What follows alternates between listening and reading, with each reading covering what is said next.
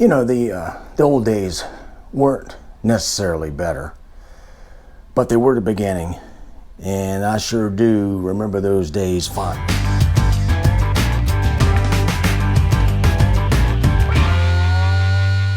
Hey gang, welcome back to Mark's 60 Plus Fitness Journey. Okay, today I'm just going to do something a little bit different. Every so often, I just get a little nostalgic, and in this case it's going to be regarding the old days, the old weightlifting origins for Mr. Mark here. Now, I mentioned in a video a while back that I had been doing this for a little over 50 years. I've been weight training with some off periods, but by and large for 50 years. And I was just going to go over some of the origins for me and how it all started and what I miss about it. So let's get at it.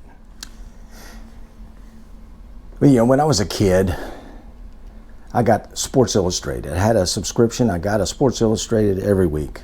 I loved that. I looked forward to that. And there was one issue, and I believe it was in 1974. It was an issue that featured Arnold and Franco Columbu, and Arnold Schwarzenegger and Franco Columbu. And I think it was just prior to the 74 Mr. Olympia, which was a whole different beast back in those days too. I was mesmerized by that whole thing, and I think that's the point where I was really got the bug to, you know, hit the weights, build some muscle, you know, and be a bodybuilder. That was the thing. I was smitten with the whole thing. There was something about it that just spoke to me. So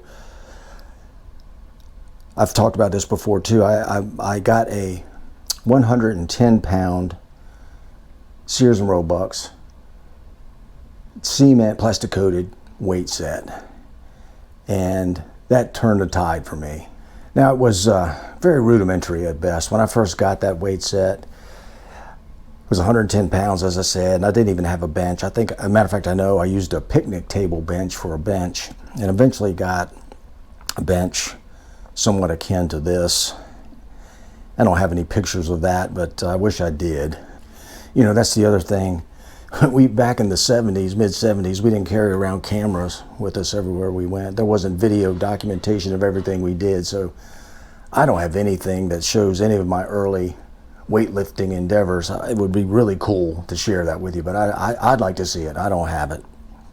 But back then, you know, we had to research and find our own sources for how to do this stuff.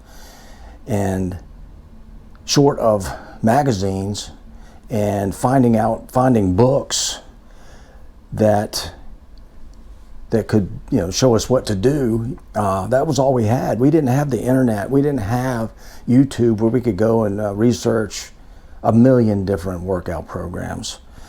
We had books that we had to buy if you were lucky enough to find them. And basically you learn this stuff on our own. I learned it on my own. It was trial and error, and it was just some fairly rudimentary training in retrospect, but it worked. And that's the thing, you start with the basics and you learn. And I had several books that, again, I wish I had those bad boys back, that were, you know, life-changing for me. And it was, you know, you had to be a little more dedicated, I think, to, you know, research and find out this stuff on your own. But I eventually started, you know, outfitting a gym at home, and it started out at home. You know, like I said, it was a little weight set without a bench, and then eventually grew into the point where I had a garage, a detached garage that my mom built, and I started outfitting that with some York barbells, York Olympic barbells and plates.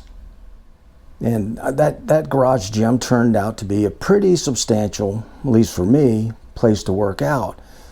And, you know, in the summertime, we'd work out in gyms, say at the high school, in the football weightlifting room, which is basically a cinder block room under the stadium. Again, I don't have any photos of that either. I'm just going to give you some representations of what it could have looked like right here. Those days set the tone You know, there was the tone. The tone was a gritty, hardcore weightlifting gym. You know, no AC, no heat, and just the clank and noise and dirt and grime and sweat of the gym. I tried to emulate as much as I could, you know, pictures, emulate the environment based on pictures I saw, and, you know, try to build out my home gym as best I could. And I had some dumbbells, dumbbells like these right here. And, you know, there wasn't, I didn't have a lot of fancy cable machines. I didn't have any cable machines. I didn't have anything like a universal machine or anything like that.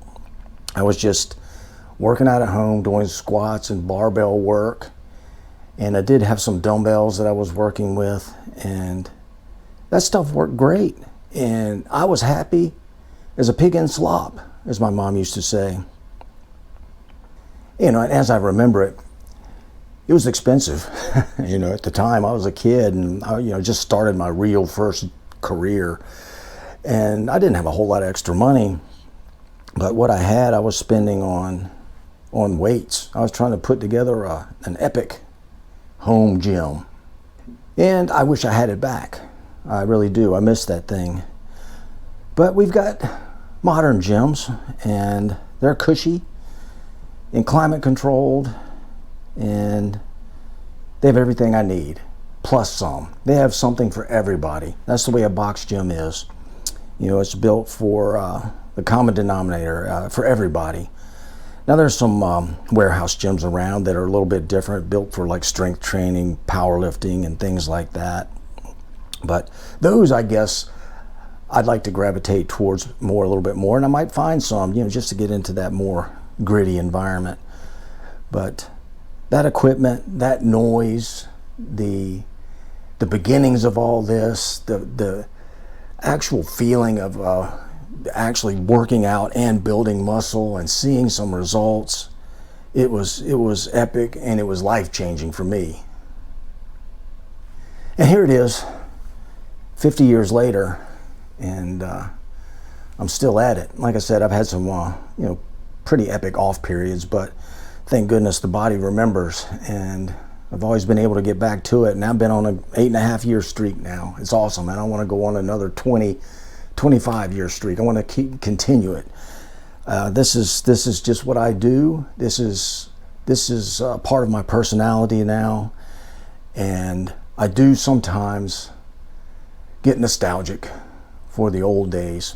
Like I said, they're not necessarily better, but they were different, and they were mine. They were probably yours, and they were the beginnings of some cool things, and I appreciate it.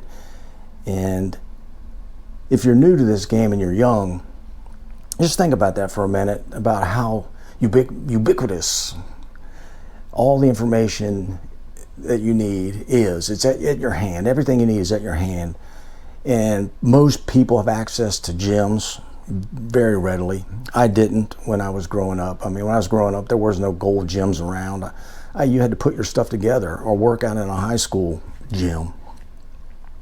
You know, things were different. And in some ways, maybe better. I don't know. But there you go. I just wanted to talk about that for a few minutes, and let me know if that resonates with you at all.